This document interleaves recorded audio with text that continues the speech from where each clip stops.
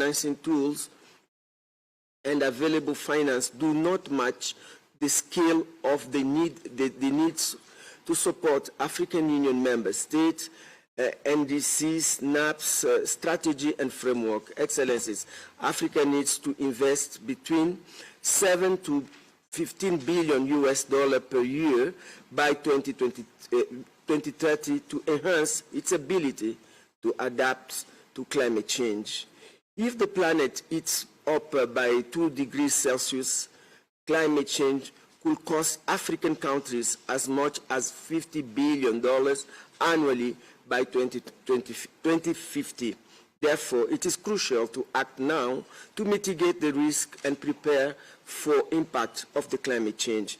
Excellencies, with these remarks, let us take the group photo first. I don't know if the person is ready. We should take a group photo before we give the floor to our chair. Any provisions, Secretariat?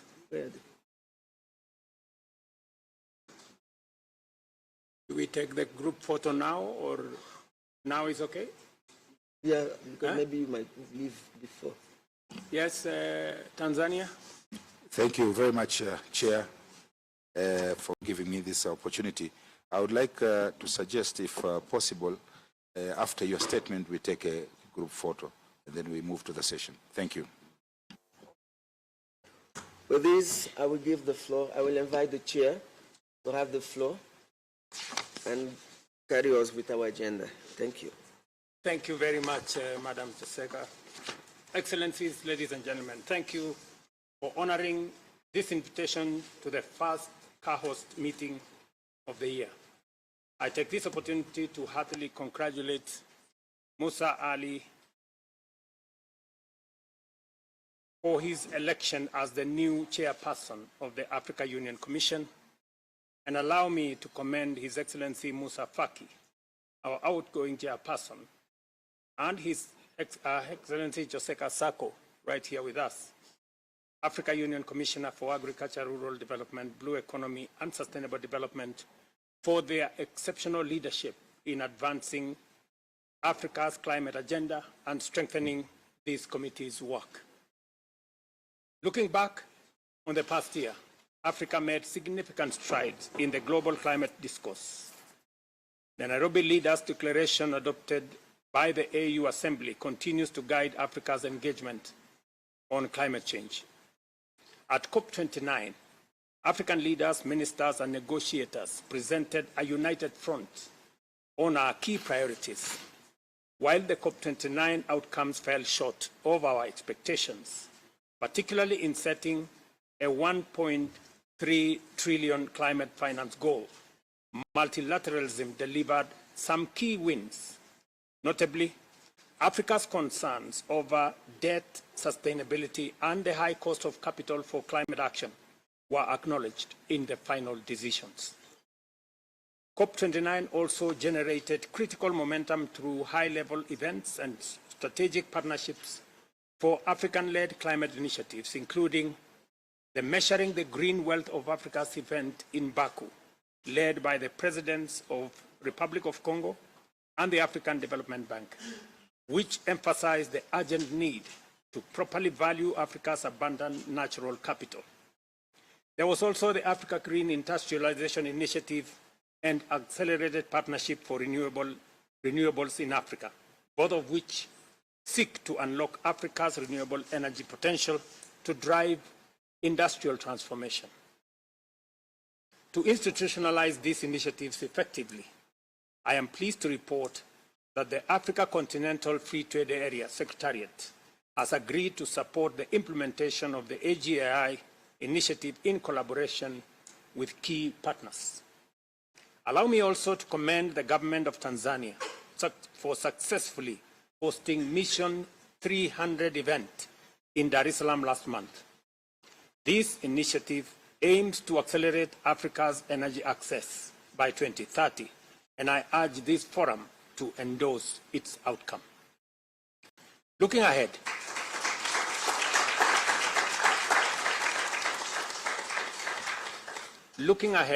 2025 presents both opportunities and challenges for Africa's climate action agenda. We must capitalize on the following key areas and moments. The second Africa Climate Summit. Following the AU Assembly's decision for a biannual summit, ACS, or Africa Climate Summit, will provide a critical platform to assess progress, show lessons, and strengthen collaboration. We will agree at this forum where we are going to hold the next Africa Climate Summit. If there is a country that is willing to host, it is okay with us. If there is none, Kenya will be happy to host the second Africa Climate Summit.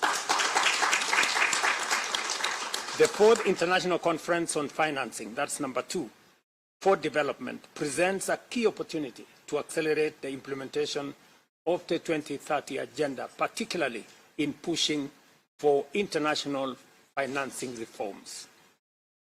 Number 3, South Africa's G20 presidency, combined with the AU's G20 membership, offers a strategic opening to advance Africa's collective interests on climate finance and debt relief.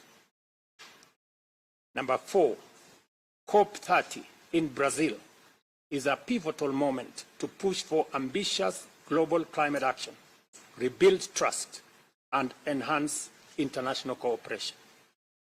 Number 5, the Baku-Belém Roadmap is a crucial initiative to mobilize the 1.3 trillion necessary for climate action, particularly adaptation financing. Dear colleagues, we enter 2025 amid major geopolitical and economic shifts. The global climate for cooperation and solidarity is weakening in the face of multiplicity of policy changes in the West, including cuts in aid and diminishing support for multilateral institutions, a rise in protectionism and nationalist policies that threaten trade and investment flows, as well as escalating trade tariffs that impact Africa's economic and environmental priorities. The withdrawal of the United States from the Paris Agreement and the rise of far-right leadership in key economies could prove a major obstacle to climate cooperation and financing. Moreover, 2024 was the first year the world breached the 1.5 degrees Celsius threshold, a stark warning with unpredictable consequences. Despite these changes and challenges, Africa must remain proactive, defend multilateralism, and demand the fulfillment of international obligations. The submission of new nationally determined contributions this year offers a strategic opportunity. Our updated plans must scale up renewable energy expansion, accelerate the transition away from fossil fuels, and align with African leaders' Nairobi Declaration and COP20 and COP decisions. Ladies and gentlemen, I have presented a report that I would want to make reference, that it be a reference as some key elements, including the meeting we had in New York, are not reflected in that report. I want to ask the Secretariat here at the AU to work with my team so that we can ensure that the report ultimately reflects the decisions that we made in New York and other intervening meetings that took place, so that we can have a comprehensive report to take us into the future. I encourage us all to build on our achievements, amplify our collective voice, and position Africa as a leader in global climate solutions. Ladies and gentlemen, with these remarks, I now invite us to move to the next level, which is, we can go and do now the picture. Minister, or do we want us to proceed slightly, or we are good?